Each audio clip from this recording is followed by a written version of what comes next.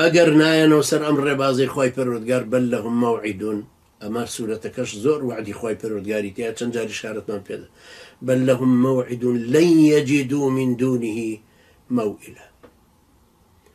مەوعیدیان هەیە خۆی پەروەردگار دیاری کردووە بۆیان کە مادام ئەمانە ڕێبازی ئیسلامیان وەرگرت و سەلماندیان و چەسپاندیان وتاریان لەسەردا پرۆژەیان لەسەر تەقدیم کرد کتێبیان لەسەر فقهی دەستوری ئیسلام نووسی لەسەر بەرنامەی ئیسلام خەڵکیان بۆ داعوت کردیان و سەلەفی جیهادین سەوازیان هەموو لێ هێناوتە هاتوون بۆ دیموکراسی پارتی دیموکراتی کوردستان یا هی بەرهەم ساڵح دیموکراتەکەی احتیلالی سەلیبی کە بۆی هێناون ناویان ناوە مەشروعی ئازادکردنی عێراق بڕۆ دەمیان ژەنیوەتە ئەو سوحتەوە ئەو حرامەوە ئەسڵەن بە بەیت المالی نازان هەڵەن مویە لە بەراز بێتەوە زۆرە بەرازەکەش هەر ئەوانن کە ئەمان ئالیتیان نەدەنێ بەرازەکان نەخۆن ئەمان حرەسیاتیان لێگرن سيد قطب رحمة الله عليه فرماه إن الذين يحاربون الطاغوت نظريا هم يمدونه بعوامل البقاء من مال ووقت أو كسانيك محاربي طاغوت كان لروي تيوريا خويان بعملي كرستي بنا سازيو معنويا كان ساماني أدنى كاتيشي أدنى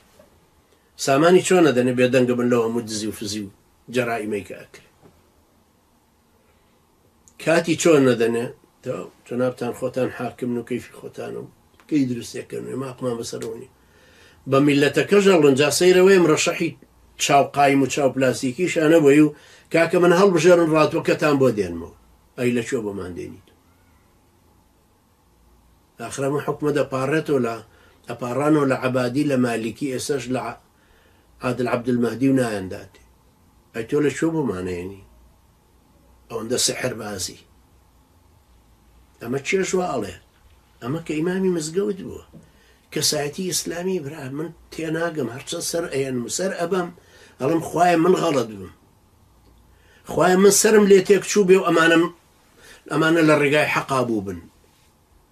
اجنا شلون ما اسلامتي كيما خوندو مانا باش همومان بيكوا وسنجر بوين برا هەمومان پێکەوە بکتێ بۆ ئەم ئەدەبیاتە ئیسلامیمانە خوێن ئێوە بۆچی وا تەمەڕوتان لێ کردو بۆ پارێکی حرام ئەوە ئەم ئاەتانە بەخوای ئەرز و ئاسمانەکان قەسەم لەسەر ئێوەش تەطبیقە بێ هەروەکو لەسەر ئەهلی کوفر تەطبیقە وا نەزانی وەڵا لەبەر شایەتمانە تێناوە ناتگرێتەوە ئەمانە بەخوا قەسەمە دگرێتەوە ئەگەر مرتەدیش نەبوو بیتەوە چونکە هەندێک جارە هەندێک مرتەد بۆتەوە بە عەلەنی جاسو سيري كان آياتكان شون خوايقر أوافرنا ولقد صرفنا في هذا القرآن للناس من كل مثل هيتش تكنما ولم قرآن وتنرون كرابته بخوا قسمي وهمو يزانا أو إسلام يعني إلى برلمان لقل حكومات لبغدان أو إلى هوليرن أو إلى قل بارتين أو إلى قل يتشتين أو هاو بيمان بو خواي أرزو أسمان كاني قسم دروس كردوا مشتيجي أم قرآن أو أيزان حلال وحرام وحاكميته مشتيجي يزانا بخوا إسلامي خوسا وهر همويان انحراف بكن خوا يقول لهم ملكي كم نابت هر لو حديث شاف فرمي حديثي كدور درجة فرمي قال هر هموتان لسر ضلي أتقى رجل يخوتان بن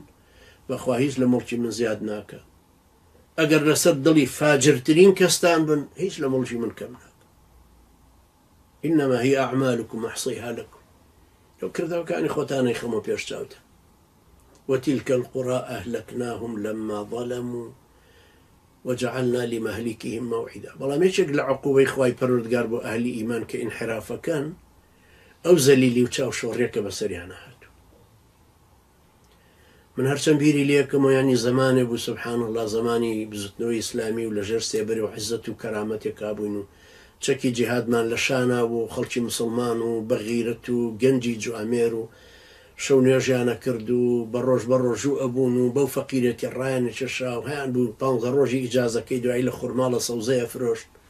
برزاتشو لو شاخانة ليه كردو هاتو لشاري فروشت رازي بو بهجرت كردني لخانوية قرى لو قلت همي ماربو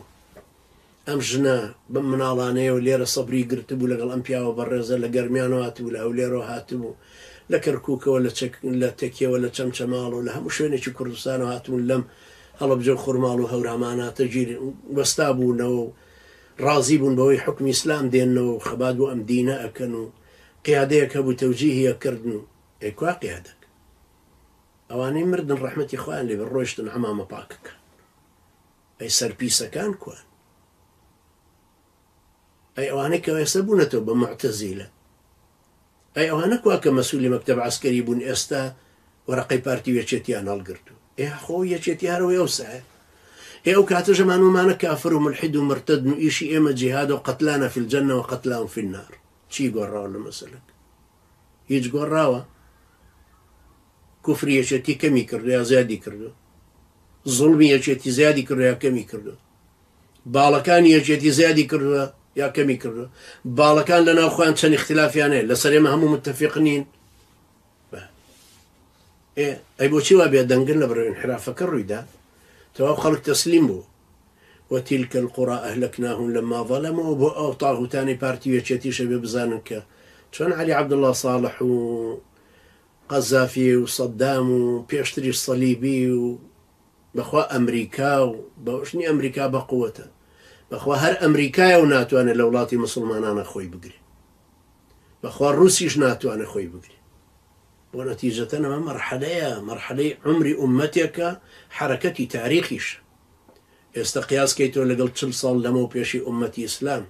چێ سەرکەوتووە چه فکرێک سەرکەوتووە هەر ئەهلی ئیسلام چێ زۆرتر بووە هەر ئەهلی ئیسلام بە محەجەبە و بە ڕیشدار و بە ئیماندار و بە مسلمان و بە ئەهلی جیهاد و بە ئەهلی داعوەکە و نووسەر و هەموو نوعێک ئەهلی ئیسلام زیاتر بوون زەرەرمەند ئەو کەسەیە کە خۆی وازی لێدێن خۆت پەنگرەکە لە دەستایە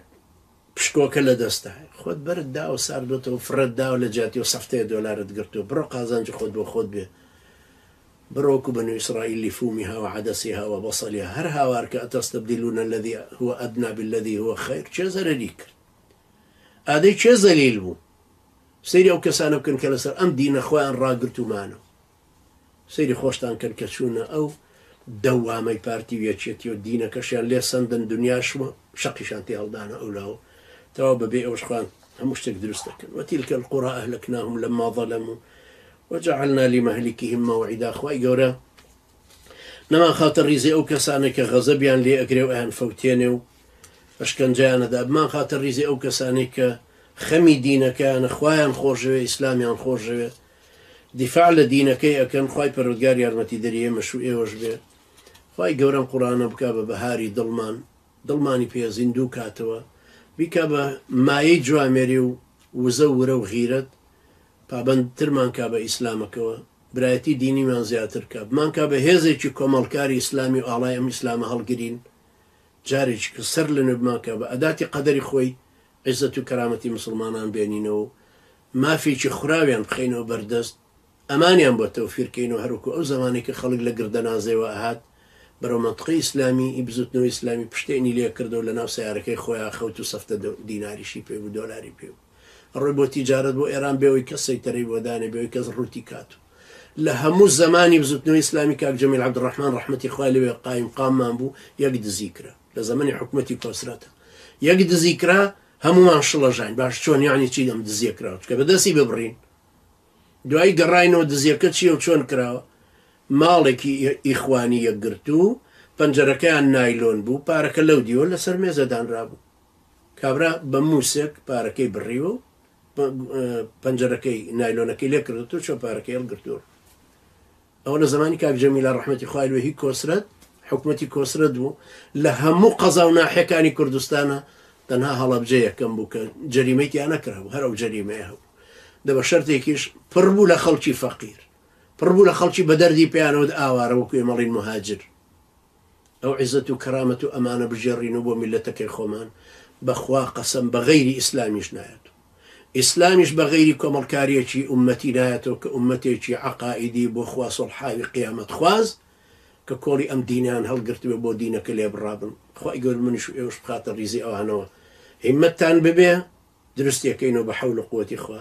أقول قولي هذا واستغفر الله لي ولكم وجزاكم الله خيرا والسلام عليكم ورحمة الله وبركاته